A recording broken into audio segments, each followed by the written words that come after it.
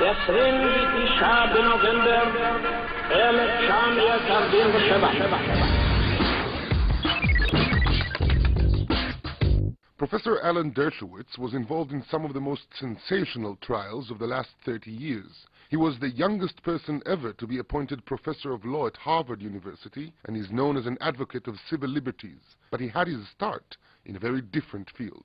A friend of mine named Norman Soane's mother had a little sausage company, delicatessen company called Soane's. It was underneath, I think, the Williamsburg Bridge or the Manhattan Bridge, I don't remember.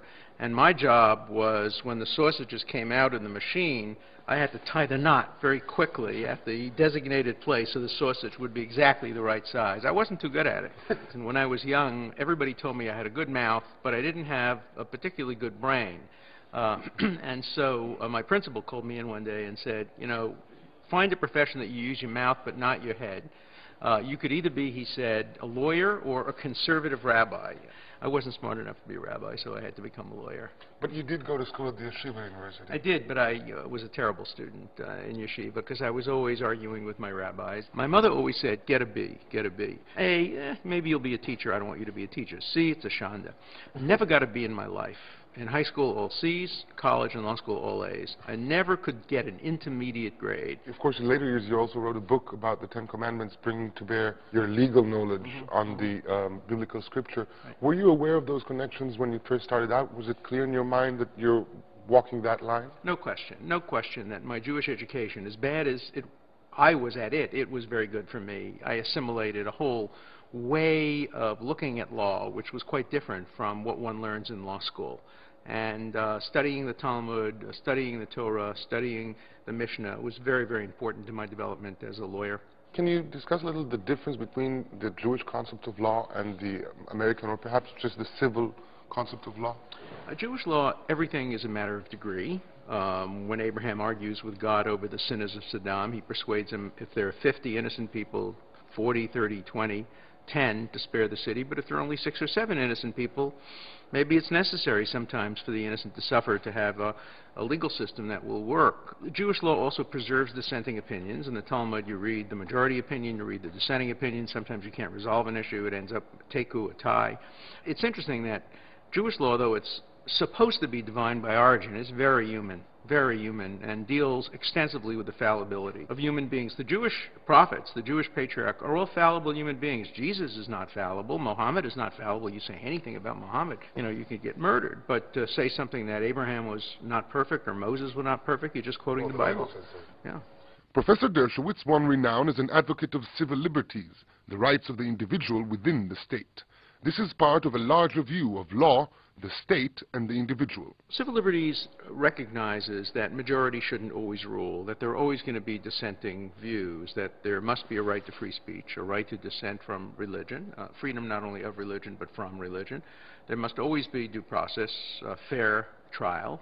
The guilty must be defended along the innocent. I learned that from the story of Saddam and the story of Joseph being falsely accused. All of these come together to say that the rule of law has to dominate over the rule of expedience, that the ends don't justify the means, that tzedek tirdof is what is tzedek today might not be tzedek a year from now. It will change over time. Tirdof also suggests a very dynamic system of justice. You run after justice. You don't sit there and expect that it will hit you over the head and be in a very static situation. The struggle for justice never stays won. That could leave a lot of people unsatisfied with their sense of justice. It does, perhaps. It does. Look, I defend people both who are guilty or innocent. Sometimes I get the guilty off, and people get very upset with me. They don't understand that I stand for a process, not a result. The ultimate system of justice has to be judged not by whether it produces true results in every case, no system ever could, but whether the process on balance brings about fairness. You have defended a long line of very famous... infamous. Very infamous clients, among them Leona Helmsley, Patty Hearst, Mike Tyson, and of course O.J. Simpson. But I've heard you refer to both the Patty Hearst case and O.J. Simpson's case as not very important. They're not very important. Very interesting perhaps, but not very important. Not only not important, not interesting in the sense of they're both very boring people.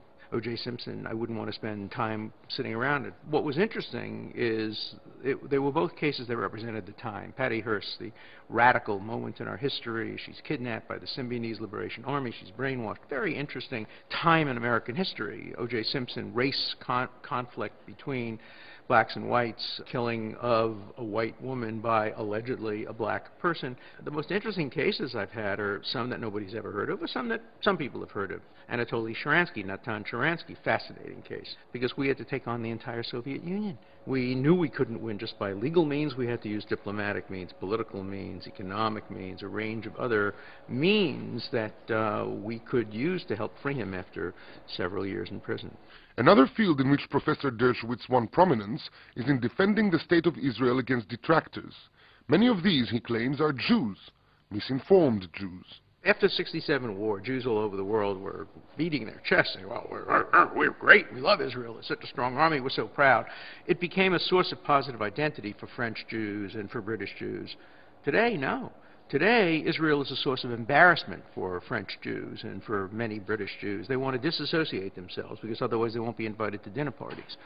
So it's very important for people to restore a sense of pride in the accomplishments of the Jewish state. Most of these people, of course, have never been to Israel. They think they know a lot about Israel without ever having involved themselves in the daily life of a country in conflict. You know, Israel is, despite its enormous weaponry, the underdog. It is attacked throughout the world. It is the only state in the world today subject to open threats of annihilation with no accountability. I support Israel because I'm a civil libertarian and a human rights activist. Some people say, oh my God, you believe in human rights and you make an exception for Israel? No, I don't make an exception for Israel. It's because I've always defended the underdog, because I am a Jewish lawyer, because is the first route to democracy. A tyrant doesn't have to say because. A tyrant says, do it. Right. Or maybe, do it because I'm the king, or do it because I'm your mother. Democracy is, do it because you were strangers in the land of Egypt. Do it because this is the just thing to do. And explanatory justice is the key to democracy. A democratic leader must persuade you in addition to commanding you. It sometimes appears, whether you are defending O.J. Simpson, which at one point was probably one of the least liked person in the United States. My mother calls it the Oy vey O.J. phase of my career. And whether you're defending Israel, it sometimes feels as you're happy to go out fighting. You're looking for adversaries. I am. I enjoy the battle.